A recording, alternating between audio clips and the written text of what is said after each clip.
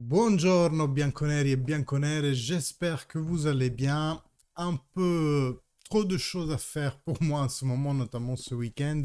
Donc j'ai pris un peu de retard dans la narration de l'actualité de la Juventus. On va rattraper tout ça tout calmement. Tout d'abord, un petit mot sur l'Italie pour commencer, hein. L'élimination face à la Suisse a été vraiment honteuse. Mais bon, avant de commencer, dans tous les cas, je vous invite à vous abonner à la chaîne si c'est toujours pas fait. Et pour ceux qui sont déjà abonnés, n'oubliez jamais que votre like, votre commentaire, ça vous prend vraiment 0,5 secondes. Et quand vous le faites, la vidéo est propulsée, beaucoup plus de monde la voit. Et donc, on gagne un abonné dans cette communauté. Et ça sera vraiment un plaisir de vous retrouver tous en live dès que les lives recommenceront. Notamment, on va parler, hein, parce que la saison de la Juventus commence à se déliner avec aussi ce qui va être l'objet de la vidéo aujourd'hui, d'une partie, le calendrier de la nouvelle Juventus. Donc voilà, on va vraiment s'amuser avec tout ce que la Juventus est en train de mettre en place sur le mercato. On fait le rattrapage tout de suite. D'abord, parlons de l'Italie. Alors, l'Italie, d'où commencer? Bon, disons le parallèle avec la Juventus d'Allegri, la dernière Juventus d'Allegri, elle est sous les yeux de tout le monde, non? Parce on a vu quoi? Une Italie qui, oui, avait une certaine qualité quand même. Certes, on est loin des champions qui ont gagné la Coupe du Monde en 2006, mais quand même, les noms qu'on lisait dans les compos, ils ne sont pas des glaces pour autant. Et pour autant, désolé la répétition, eh bien on n'a rien vu du tout en fait. On a vu 11 joueurs, peut-être fatigués parce qu'en fin de saison, mais bon, ça vaut aussi pour les autres joueurs des autres nationales, qui ne savaient pas quoi faire quand ils avaient le ballon, qui baissaient beaucoup le barycentre. On a vraiment vu, on a eu l'impression de voir la dernière Juventus d'Allegri, mais avec juste le maillot de l'Italie.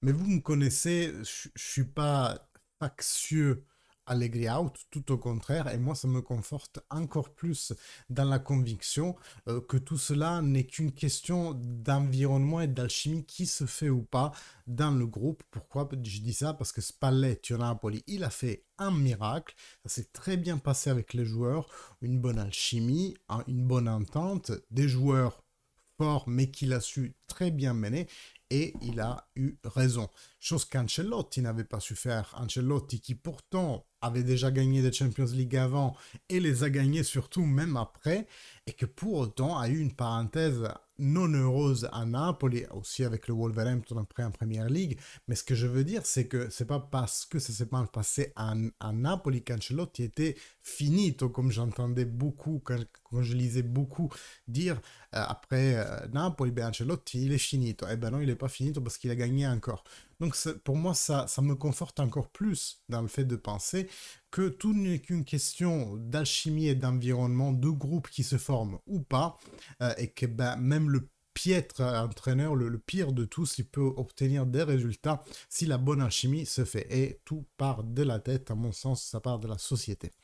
Heureusement, la société Juventus est en train de faire des très bons choix. Je parlais avec certains d'entre vous, mais qui me disaient ne pas être satisfaits. Je ne citerai pas qui c'est, mais c'est une, une supporteuse vraiment hardie, bien connaître et suiveuse de la chaîne depuis longtemps.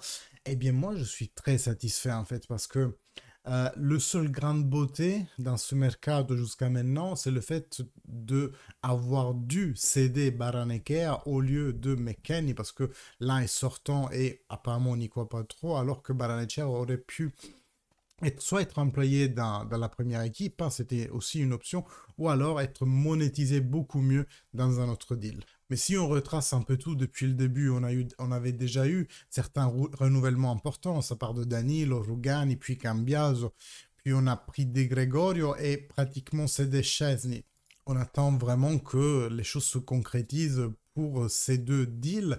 Après, on a fait une maxi opération. Moi, de mémoire, je ne me souviens pas d'une opération qui inclut trois joueurs de la première équipe, deux sortants et un entrant, plus une joueuse de l'équipe féminine. Vraiment, on a clôturé le deal, même avec, ou sans plutôt l'aide de McKennie. On a réussi à trouver une solution qui, certes, comme je disais, ça nous fait perdre Baranechea, mais à la limite, on gagne un Douglas Luiz qui est vraiment sur la rampe pour devenir un grand joueur et il peut le faire chez nous à la Juventus. on est en train de finaliser l'achat de Khéphren Thuram. On le donne déjà comme on fait, beaucoup de sources le donnent déjà comme on fait. Dimanche se parlait de 20 millions plus des bonus, alors que Luca Montblanc et d'autres étaient plus sur 15, même Romeo Agresti me semble l'a dit, 15 plus des bonus pour arriver à 5. Donc vraiment un prix très bon pour un joueur de l'acabit de Khéphren Thuram. Il y a toujours Calafiori et comment il s'appelle l'autre, Koopmeiners, qui sont dans le collimateur. Pour Calafiori, aujourd'hui, Sartori disait qu'il privilégierait notamment une piste étrangère pour lui. Bon, j'ai envie de dire, si le joueur veut venir à la Juve, à un moment donné, il sera obligé de céder. Mais vous voyez, ça fait toujours ça un peu, la petite amertume qui ont les équipes à favoriser la Juventus et encore favoriser je ne sais pas de quoi, puisque les sous, on les met sur la table. Et même traitement qu'on a eu, par exemple, ça vient de me venir des tifosi de la Fiorentina, puisqu'il paraîtrait maintenant que la Fiorentina fait rendre une fleur à la Juventus en achetant Ken pour la chiffre, les gros sous qu'ils ont dépensés pour Moise Ken, quand on sait que dans les dernières années, entre Bernardeschi, Chiesa, Vlahovic, pratiquement on leur a construit le Viola Park avec les 180 millions, ils se sont payés le Viola Park et puis ils ont pu faire d'autres choses, acheter d'autres joueurs, enfin la Juventus a clairement financé la Fiorentina dans les dernières années, mais c'est toujours sur nous qui revient la honte publique pour je ne sais pas quelle faute en plus. Je reviens juste vite fait au discours Italie parce que comme l'Italie est sortie de l'euro, maintenant ça va commencer à chauffer aussi tout doucement d'abord et puis je pense vraiment avoir des bonnes discussions avec Federico Chiesa qui revient un peu la queue entre les jambes après un euro qui a été franchement pas brillant de sa part. Je crois qu'il a été juste un match non titulaire, hein, le dernier de mémoire, mais même quand il a été titulaire, il n'a pas brillé, toujours le même, tête basse, à essayer d'en marquer 2 ou 3 et puis perdre vraiment bêtement le ballon.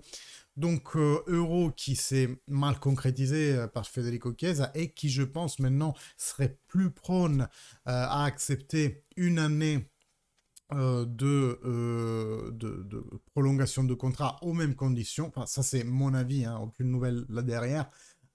Mais je pense que la figure vraiment mauvaise qu'il a fait à l'Euro, ça pourrait un peu adoucir sa position. Et on en vient au sujet que j'ai chéri particulièrement pour cette vidéo parce que c'est vraiment, ça a été vraiment un plaisir de voir cette annonce de la Juventus comme quoi notre saison va enfin démarrer. Dès ce que j'en savais à l'époque, puis je n'ai pas revérifié depuis, la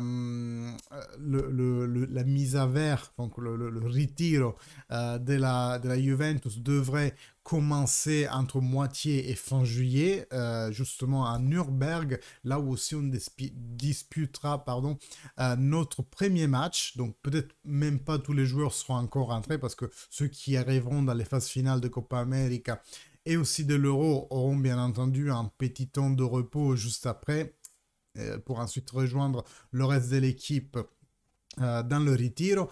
Et dans tous les cas, on pourra vraiment commencer à voir ce que la Juventus nous concocte pour la saison prochaine parce que il y a un certain nombre de joueurs qui seront quand même disponibles. On pourra commencer à faire des petits tests. Ça restera du football d'été, hein, donc du football pas sérieux entre guillemets, avec sans enjeu en fait.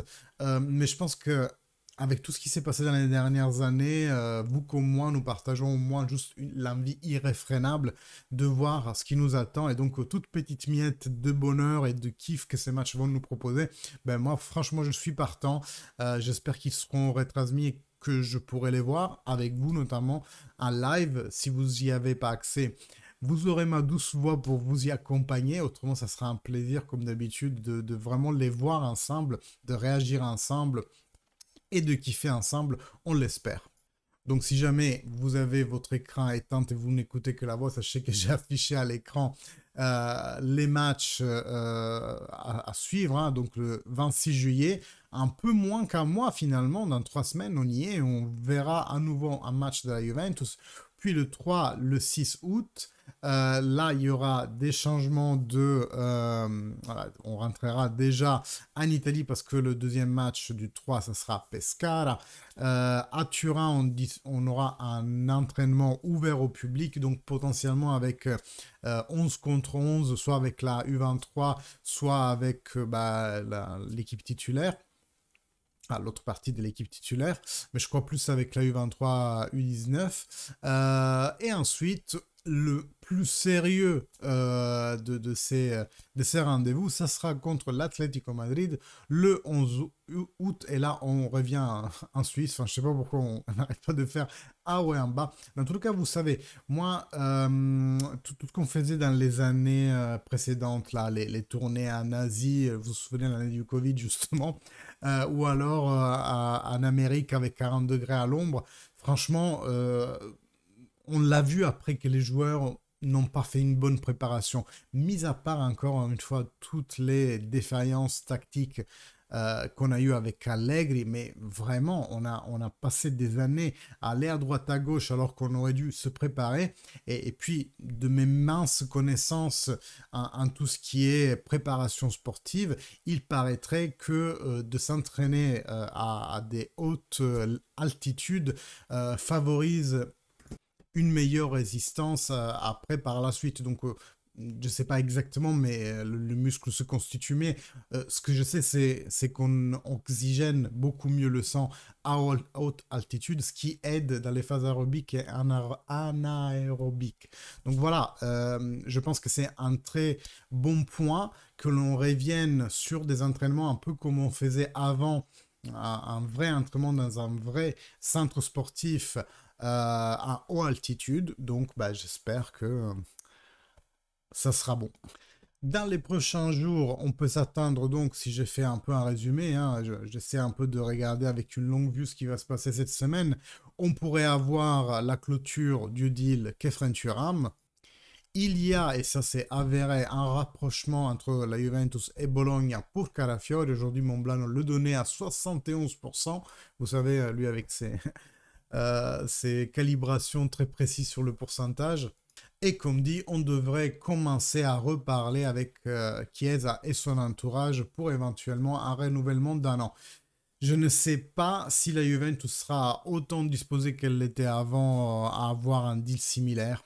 Franchement, pour moi, la situation Chiesa est un gros point d'interro.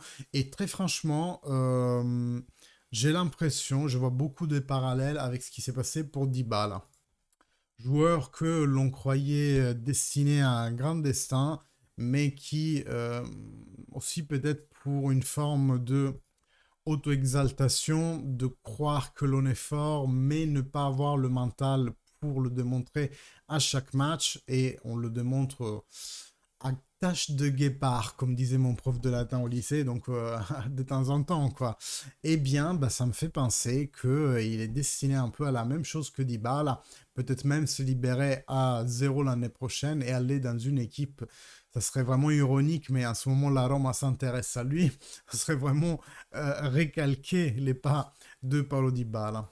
En tous les cas, je trouve que c'est vraiment un grand dommage, et ça n'est pas, à mon sens, que à cause de sa blessure que Federico Chiesa est tombé dans cette spirale. Je pense qu'il y a aussi beaucoup du fait de l'entourage et du fait en fait de se voir une prédestination alors qu'on ne sait pas la démontrer. C'est ça mon problème avec Federico Chiesa, que j'ai aimé, que je continue à aimer, parce que je pense que c'est quelqu'un vraiment qui a du potentiel, mais qui, quand je regarde les faits, ça fait un peu un an et demi depuis son retour, et encore une fois, la Juventus l'a beaucoup aidé à se remettre sur la voie. Je trouve ça un peu ingrat que ça se termine un peu avec cette incertitude sur son futur.